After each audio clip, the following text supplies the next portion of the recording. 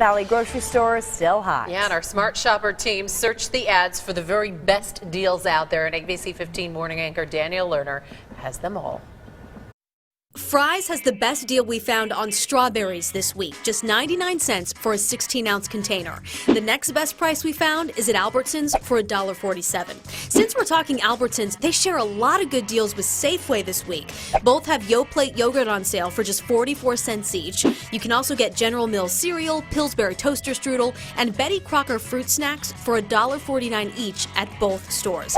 And it's the perfect time for soup. Progresso soup is on sale for 99 cents at Albertsons and Safeway. That'll save you about 50 cents a can, plus you can get a gallon of Lucerne milk for $1.89.